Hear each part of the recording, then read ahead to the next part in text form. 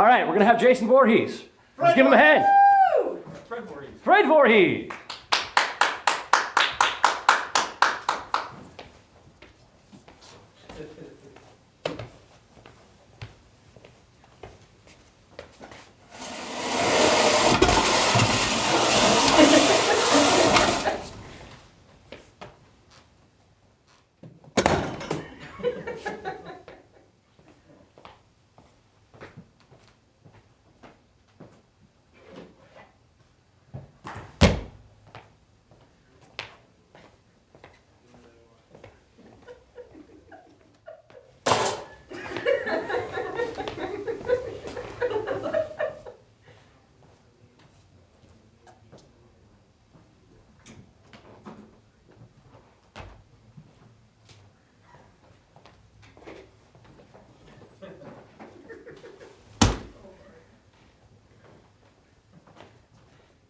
Who said that? Me, sir. At least you're honest.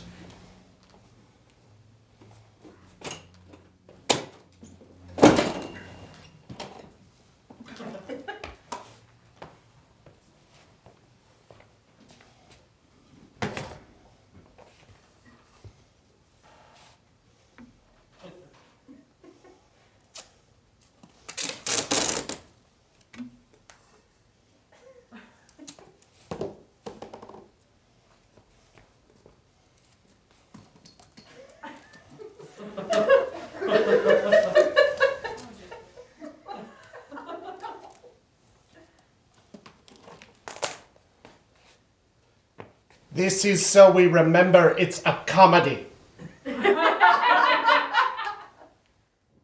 The light tells me the microphone's on.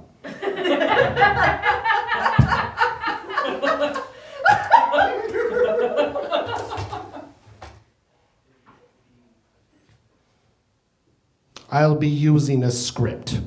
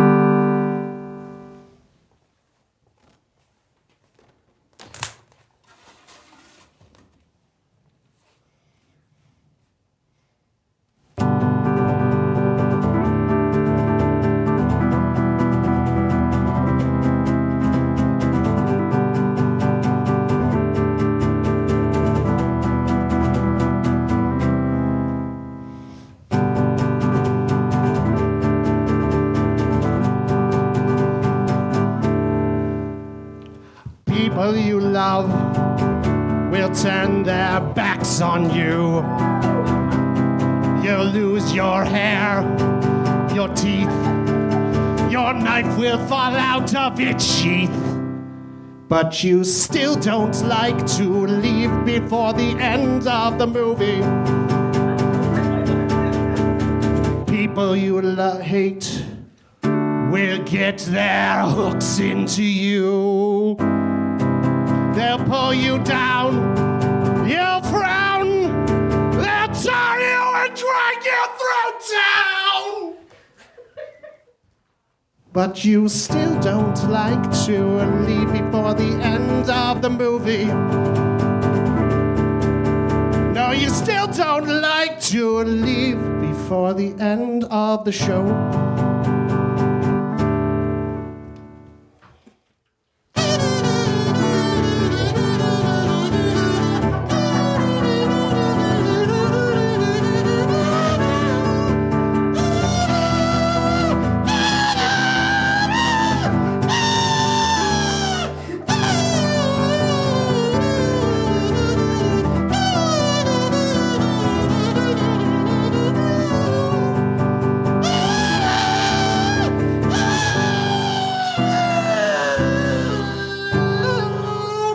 People you hate will get their hooks into you. They'll pull you down, you'll frown. down. They'll tie you and drag you through town. But you still don't like to leave before the end of the movie.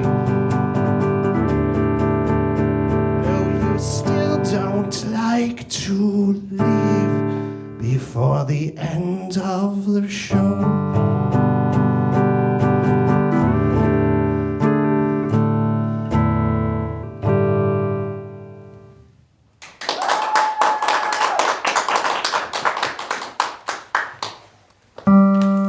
Shut up. Can't trust you. That song was the end of the movie by John McCrae, originally performed by a band named Cake. I suspect you've gathered by now that we are not actually in the cinema yet. Despite that, my expectation is that if you are brave enough, you stick around for the entire show. I'm told this event is a fundraiser. Who wants to give me money? Well, I tried. Today I shall be performing a number of different media. There will be at least one more song.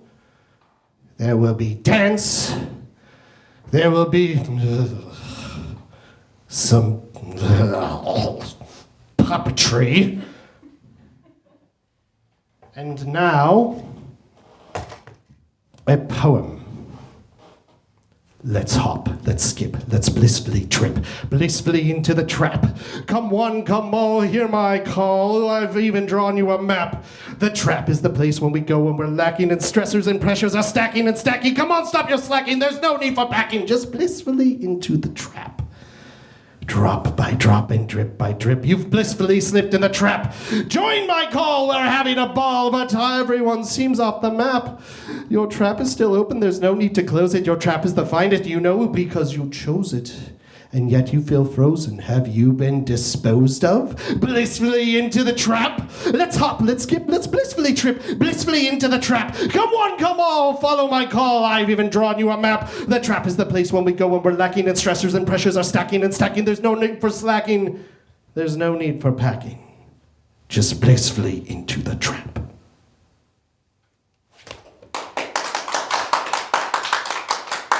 Thank you. Thank you. What? Ah!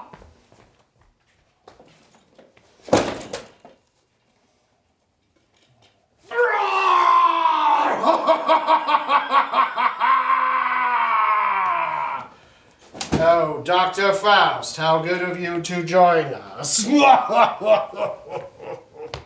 Why didn't you wake me up at the start of your show? You hate the song I opened with. Did you start with the stupid movie song? Yes. Did anyone leave?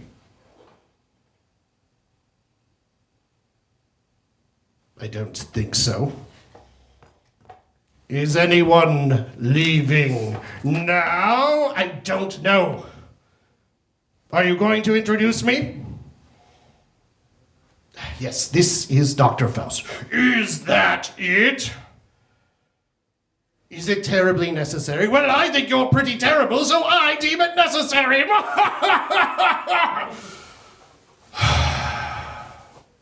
It is my pleasure to introduce you to Johann Georg Dr. Johann Heinrich Georg Faust. While he was yet still a man, he boxed the ears of the Pope and... Must I really say the next part? Oh, yes, it's the best part. Boxed the ears of the Pope and totally, did it a lot with Helen of Troy. She enjoyed it a lot. Oh my gosh, she could not stop talking about it. It was really quite embarrassing. Say the last part. who now, because of his compact with the devil, is doomed to... To what, Fred? To torment untalented performers on stage.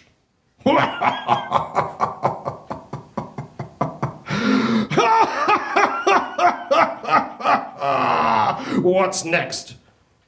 The fishing show bit. I suppose I can take a turn, but I am not being the fish the whole time. A few weeks ago, I was minding my own business, waiting to be served at an all-you-can-eat sushi restaurant, when I noticed that their choice for what to play on their Sunday television screens in the afternoon was a fishing show. Have you ever seen a fishing show? Thank you for not answering that rhetorical question. Has it ever occurred to you how ghastly they are? Some rustically dressed man in sunglasses and a baseball cap, with some fishing lure company on it, standing beside the river. I can't hear him. And I'm glad, because I'm sure his performance acumen is not part of the casting process, but rather, well, the casting process is in casting the performers, not casting lures. I don't... So, they choose the man based on his ability to fish, and there he is fishing. And I'm splitting my focus as best I can between the natural wonders that are in the background and the jarring black backgrounded squiggly white letters of the closed captioning informing us that he is saying such pithy, important things like what lures work, and what is personal preference, and how to jig the lures, and all manner of other jargon that is senseless and meaningless to those of us that know nothing about fishing. But then we see the pole tighten, and then the dance begins. There's a thrill in watching the water pull the line, and we wonder just how big this creature will seem.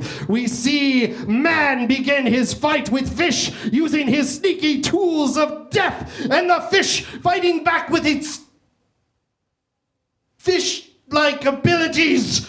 And as it breaks the surface of the water, we can see that the fish is struggling and fighting for its very life, writhing and twisting in every direction it can go, while the man simply exerts whatever energy he would normally exert in a simple workout. But for the fish, it is life and death, and as its fish brain can twist itself in every direction that it can possibly manage, the closed caption letters are telling us that this intruding man is saying things like, well, oh, that's a fighter there.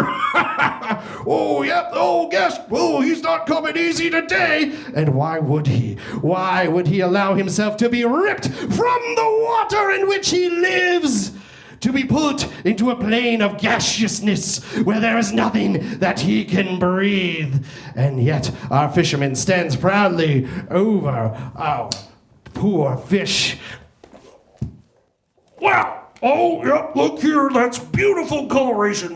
You can see right there, all these spots make him a very, very beautiful fish. Oh, look at this. Do you see this right here? That is a bite mark. Oh, it looks like he survived an attack nearly 2 or 3 years ago, I guess, by this. Is what the fish says. And then the fisherman, ever so gently, dips the fish back into the water, holding it for a slight moment. And in that moment, you can see the fish attempting to fathom what just happened and why this bald, ugly bear had just wrenched it from its peaceful life of swimming and eating and not much else, I suppose, spawning perhaps, to set it free again. And after a couple quick wriggles of its body, the fish dives away, no doubt thinking, assuming fish think, that it is very fortunate to have survived this ordeal. And the man stands up. They really seem to be biting today. Let's see if we can get a couple more. And he does get a couple more. And again, and again new, I assume, fish are put through this ordeal, this torture, a metal hook put through their mouth, being ripped from the water, being examined, and talk about while it gasps for breath as it tries to breathe water where there is only air, and then gets returned to the water from whence it came. Eventually, there's a beautiful framed shot of our hero fisherman as he extols the virtues of fishing. All around him, nature is beaming as if to flirt the viewers of the program into going outside and visiting her. The sushi I ate had greater impact that day, and I have not been back since. Well, I did go back once, but they were busy and I didn't want to wait, so I decided to be impatient and go somewhere else. But after that, I've been very busy and I haven't been back, not necessarily out of any fear or newfound appreciation for fish. Actually, it quite improved my meal. Are we done with the fish bit yet? Yes, Dr. Faust, we are done with the fish bit. Are you going to do something interesting now? Have I not been entertaining? Do you really want me to answer that? You know I was being... Because I assure you, you don't want me to answer that. I think it's time we give Dr. Faust a break. Now, it is time for the dance. Though it is the very beginning of spring, due to the insidious nature of our local weather, it is nigh impossible to feel that we are ever far from the grip of winter. It is my deeply held opinion that the dreading of constant impendent nature of winter cannot be adequately expressed in words, but rather through a more visual, visceral media, such as dance.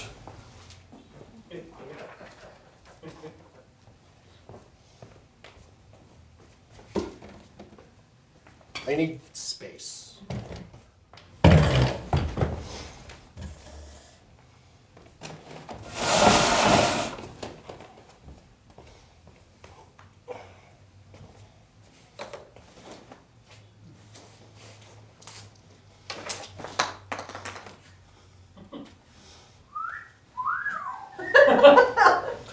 It's much too early for that kind of show, and you know it.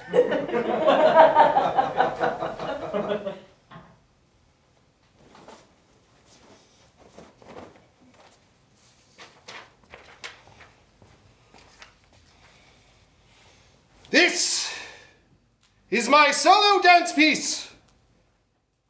The woeful, lamentable times of cold and dark, choreographed to an excerpt of Antonio Vivaldi's Winter from the Four Seasons.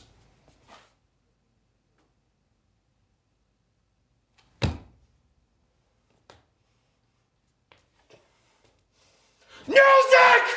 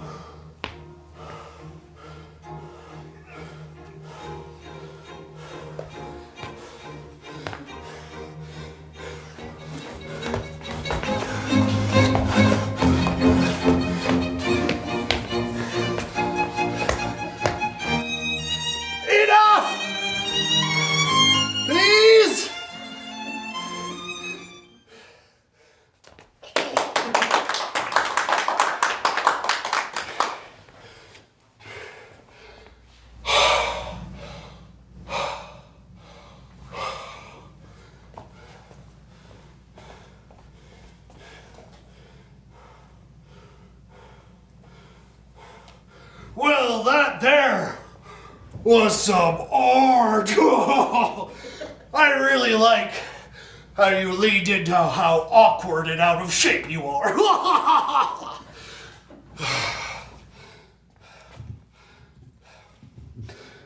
Well, don't make me get the book. The book doesn't scare me. Oh, really? Well, let's find out about that, Dr. Faust. I know there is one sacred, immutable text that always sets Dr. Faust on edge. Any guesses what that might be? Good, because you would have failed anyway. Now, I shall read from What It Takes to Be Number One by Vince Lombardi.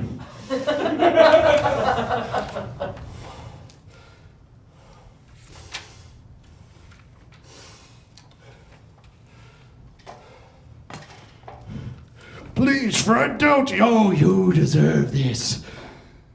Winning is not a sometimes thing. It's an all-the-time thing. You don't win once in a while. You don't do things right once in a while. You do them right all of the time. Winning is a habit.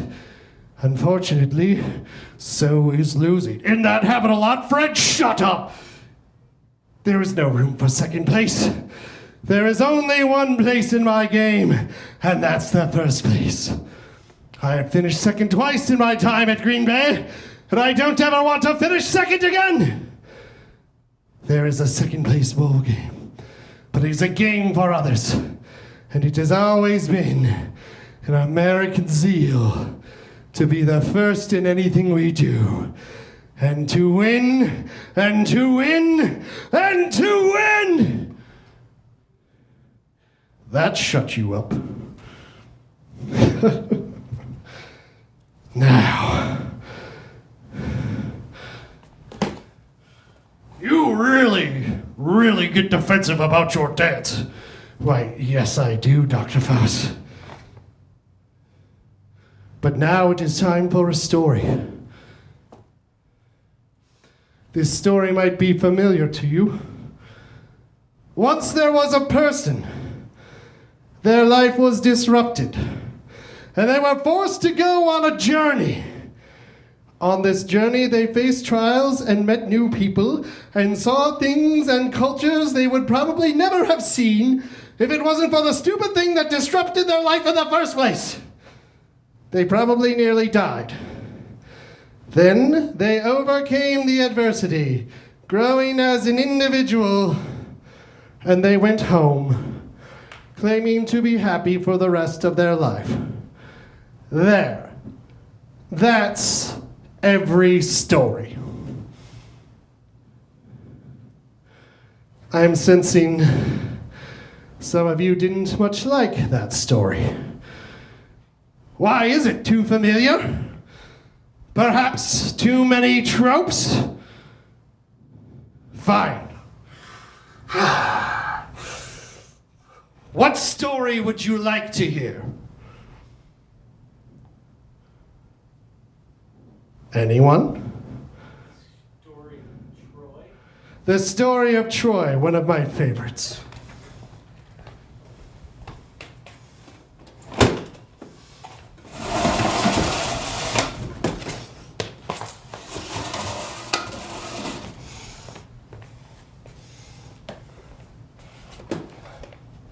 Once there was a great Greek city, and in that great Greek city there lived a most beautiful maiden. This beautiful maiden was sought after by many powerful men. One powerful man was deemed so wise and so good in heart that only he could solve a mystery of the gods as to who was the hottest of them all. So the gods came to him and said, I will bribe you. And Paris said, his name was Paris, said, okay. And they got a bribe, and they said, what bribe do you want for saying I'm the hottest? I want the beautiful maiden. Okay, women are property in our culture, go ahead. So he was given the beautiful maiden. But other powerful men who felt that they had the rights to this beautiful maiden didn't like it. So they began to attack the walls of Troy. But alas, the battle did not go their way. And instead, they had to go into trickery. So they gave a gift. And all of the soldiers sneaked into the gift and marched the gift into the walls. And once within the walls, the soldiers burst forth and attacked everyone. Somewhere in there, too, somebody who was really powerful, who only had a heel as a weakness, got shot in the heel and died.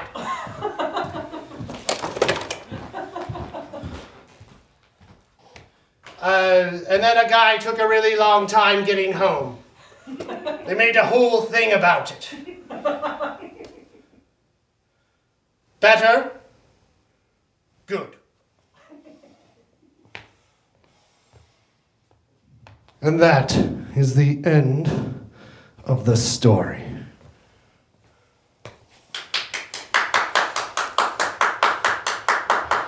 I agree with the one audience member you haven't walked. That was a lot of fun. It wasn't quite as bad as I thought it would be. You know, someday, I'm going to be rich and famous and powerful, and you will have wished you treated me better. You wouldn't even know how to be famous. I've been practicing. You've been practicing being famous. Yes, I have been conducting interviews. With whom?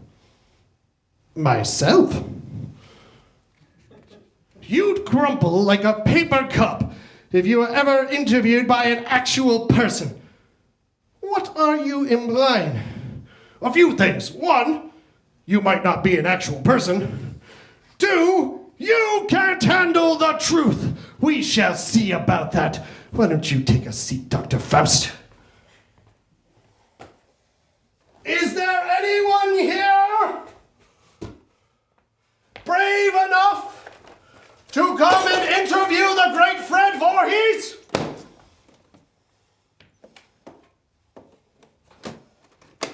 Anyone at all?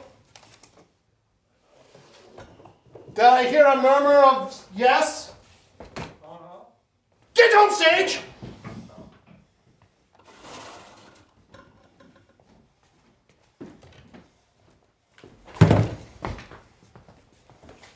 Sit down.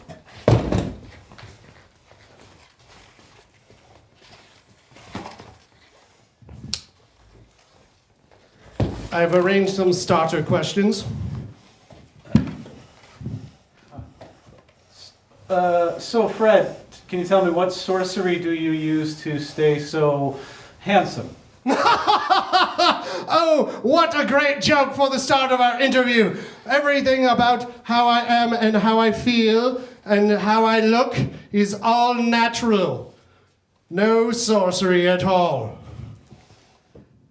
That's really nice to hear. Isn't it? Yeah, congratulations. Have you ever been a fish? What kind of stupid question is that? It's okay. We'll just move on. Yes, you will. Sorry, what is the world? The world. Oh, what is the world? I don't even know anymore. It used to be a sphere in which many things lived and breathed and coexisted together, but now it's just a mess of pain and fire and disease and capitalism and all of that. But I suppose it's also nice because you can get things to eat sometime. Yeah, and, speaking of getting things to eat sometime, Fred, can you tell me what your favorite type of cuisine is? My favorite type of cuisine is the type that is served to me without paying for it. But really, the more raw the food can be, the better. I like my steak very rare. I like my sushi almost flipping still. I love flipping sushi. Watch your language. Sorry. So that's really your whole existence, Fred, is exactly what? You're doing all this wrong. All right. What is the sorcery you use to stay so handsome? Well, it's a combination of skincare in the evenings, and I try to eat a healthy diet rich in... What is a healthy diet? Fruits and vegetables, omega fatty foods like fish and things like that are pretty good. I enjoy fish. Yeah, fish is good. Have you ever been a fish? No. What is the world? It's a planet where all of the people and animals and plants live in the universe, as far as I know. And it's probably round. A limited but technically correct answer.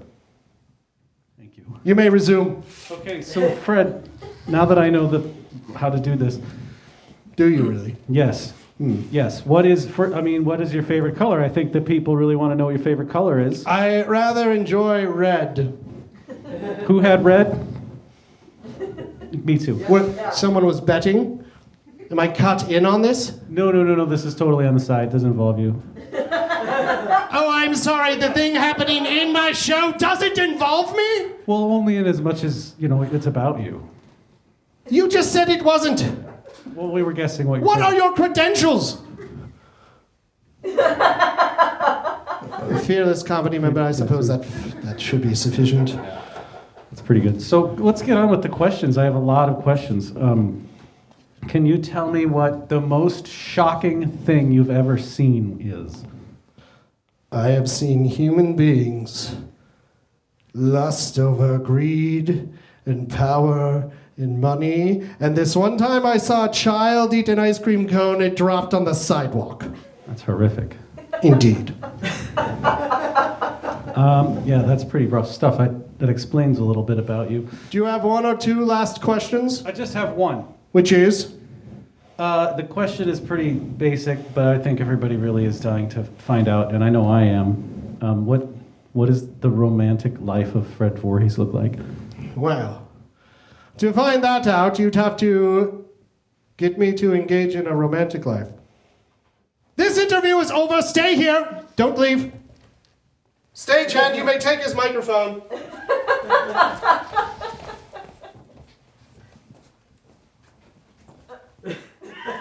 For being a good sport and conducting an interview, you receive this prize. Thank you.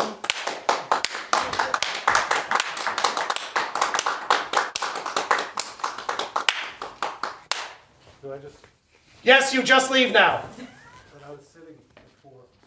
You may go back to the audience. Did I take this? Is it mine or is it?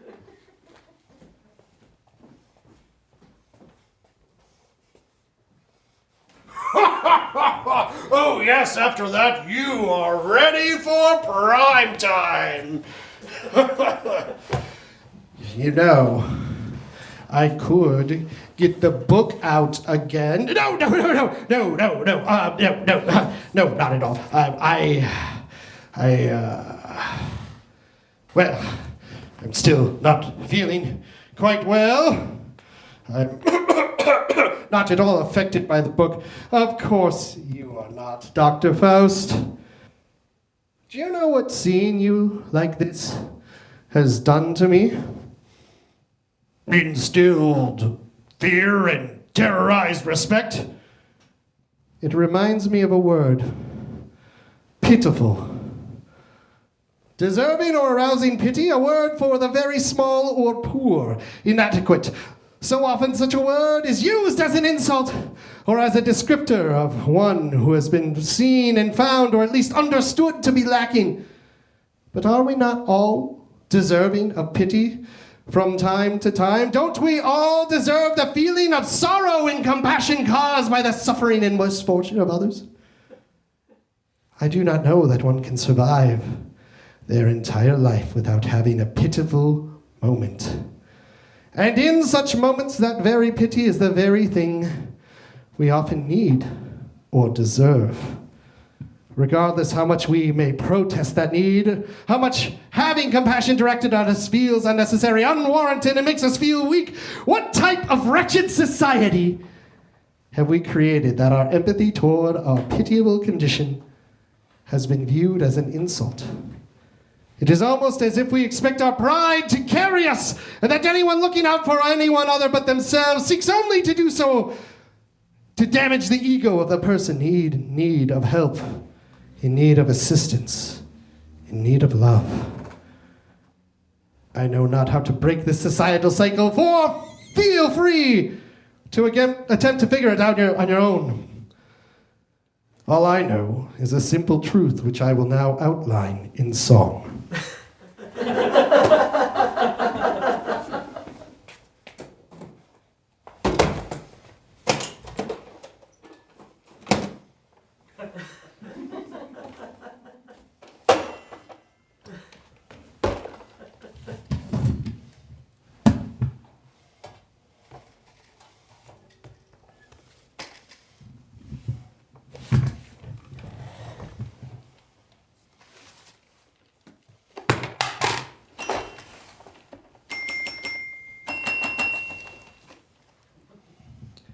Everything is spiraling, spiraling apart. Everything is spiraling apart.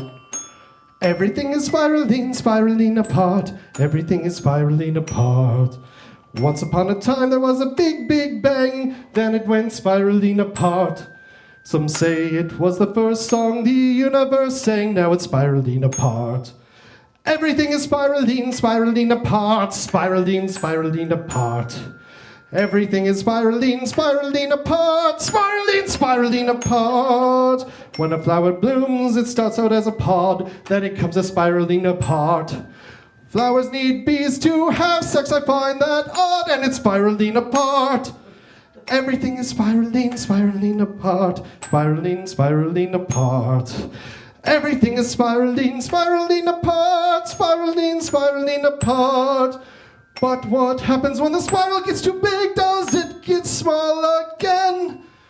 By that time we'll all be cosmic dust in solar wind. Everything is spiraling, spiraling apart, spiraling, spiraling apart. Everything is spiraling, spiraling apart, spiraling, spiraling apart. Your organs and your heart are spiraling apart. That's why you must live like as if it's art. Because when we die, we all will fart. We're spiraling, spiraling apart. It's true that actually happens. Farting is the least of it, but it will at the very least happen. Kings, paupers, emperors, great thinkers, artists of great renown, all finally relaxed and letting forth their last great wind. As if one's very soul is what keeps us from the passing of gas. Which is ironic, really, in my mind, because as ghastly as it is, it does truly feel great to release one's gastric pressures. At least one of you must agree with me. Yes. Yes. See? I'm being vulnerable.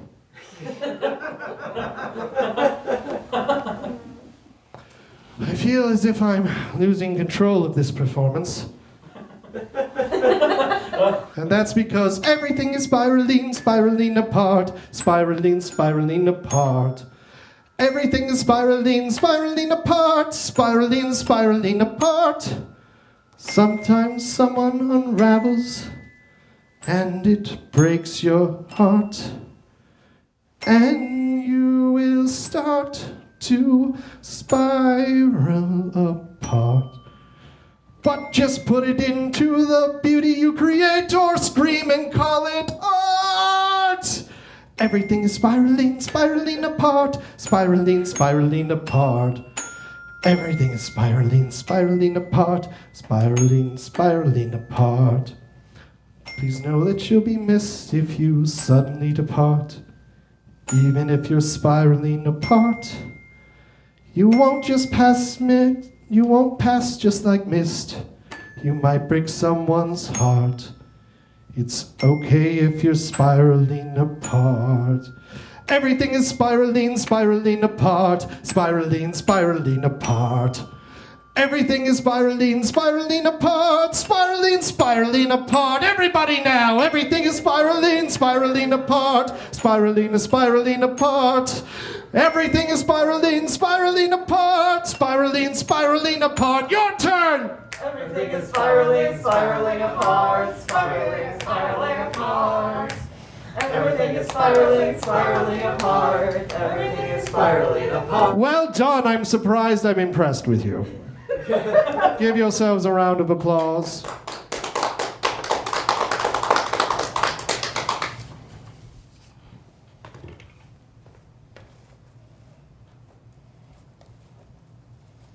Well, Fred, that was exhausting.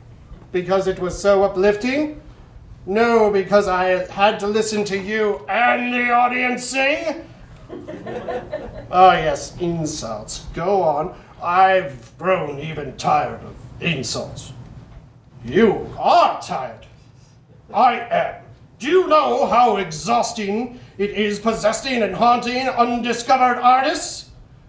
I believe I have some small amount of insight into what that might be like. Will you sing to me, Fred? You're actually requesting I sing to you. It's the only thing that helps me sleep anymore. Because of the eternal torment for your sins? Yeah. Friend, I truly pity you. Do you mean it? Yes.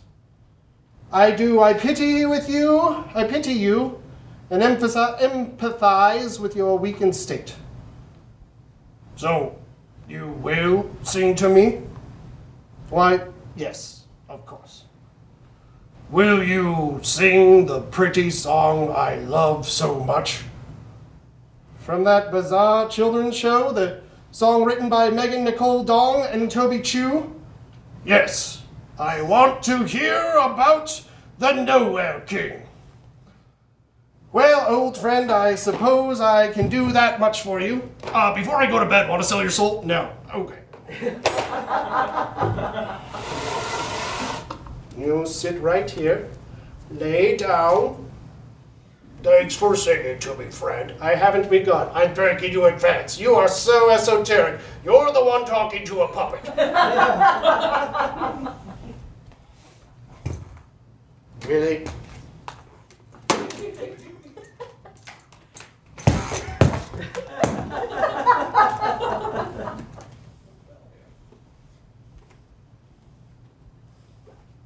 Someday I'll be able to afford roadies. You can stay seated. All in it.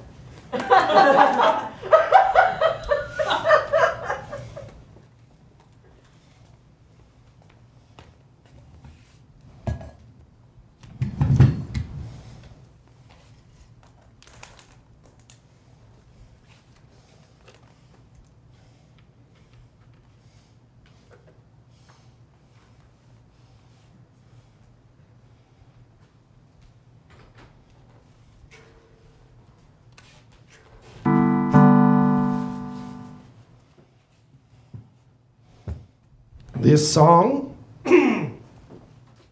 is titled The Nowhere King.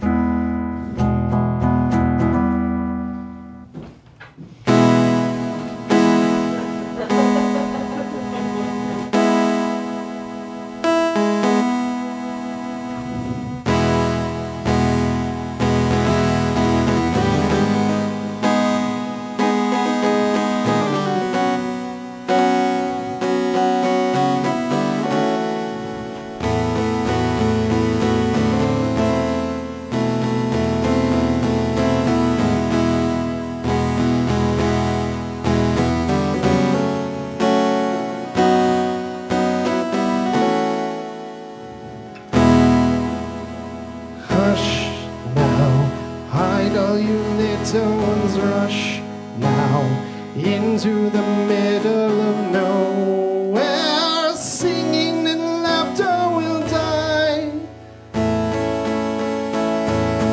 Dreamless sleep follows the nowhere king. When his kingdom comes, darkness is nigh. Quiet, crawl to the in-between silence. Secretive feeling of fear, some hatred that reaches the skies. You will bring joy to the nowhere king when he sees the light lit in your eyes. Fred, can you sing it like reggae now?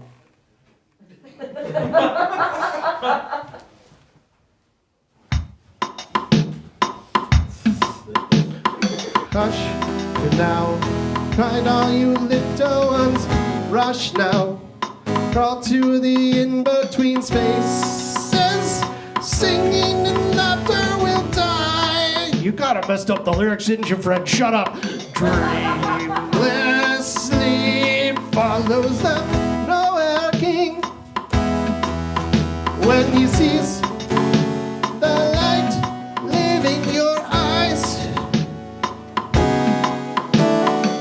That didn't do it for me, Fred. Yes, I didn't do it for anyone, Dr. Faust. Could you try to do it like a country song? Yeah, that works. Hush now, hide all you little ones, rush now onto the middle of nowhere. Singing and laughter will die. Dreamless sleep follows a nowhere king. When his kingdom comes, darkness is not. You know, it really screws me up to do it different ways. I don't care, Fred. Try another one. Hush now, hide all you lit. I can't do that. Well, fine, Fred. Just sing it like it's pretty. Fair.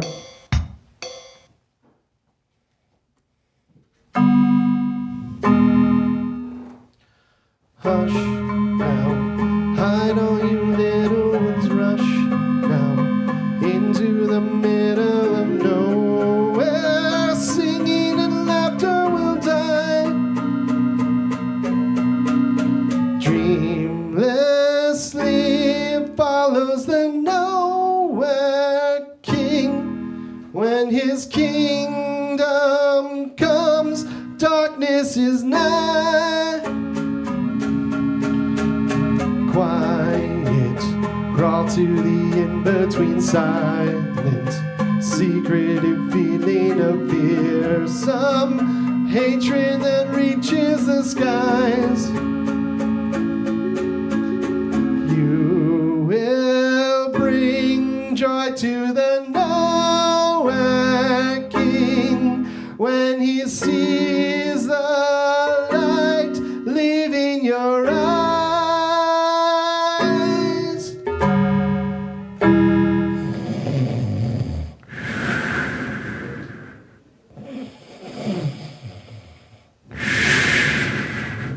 Dr. Faust is asleep. What have you all had to do in your day-to-day time to fight your demons? What have all of you had to do to conquer the insidious voice that creeps into your head, that tells you that what you do isn't good enough, that what you do isn't perfect, that what you do has no value? Do you sing your demons to sleep? Do you block them out with entertainment? Do you listen to them and say thank you for your constructive criticism? In the end, all of our demons come after all of us, And not a single one of us can fight the way that anyone else does. The most we can hope on most days is to lull them asleep, is to realize that what they tell us is not truth, but rather their own stupid opinion. I invite all of you to think about how you can crush all of the voices that tell you your worth is not what you think it is. We have time for one more song, and I shall end as we began.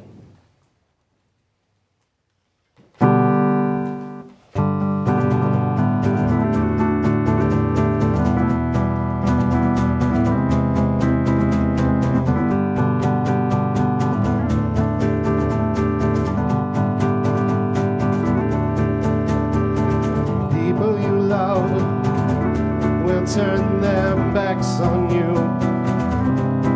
They'll pull your hair, your teeth. Your knife will fall out of its sheath. But you still don't like to leave before the end of the movie. People you hate will get their hooks into you.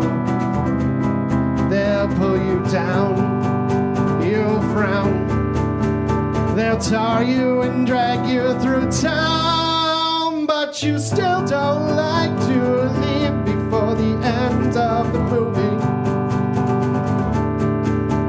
No, you still don't like to leave before the end of the show.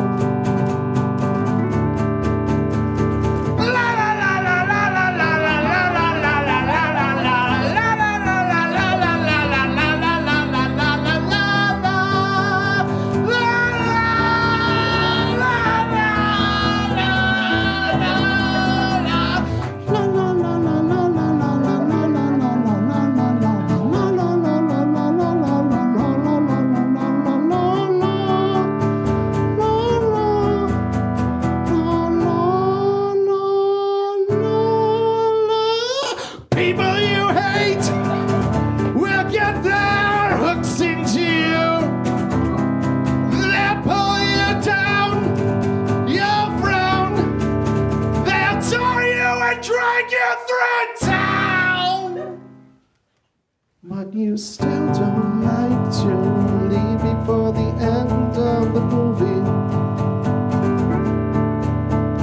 No, you still don't like to leave before the end of the show.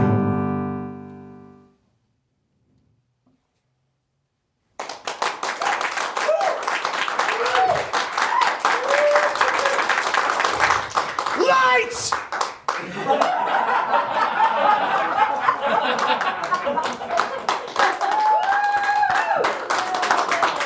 Oh my gosh, what an interesting guy Fred Voorhees is. Love him.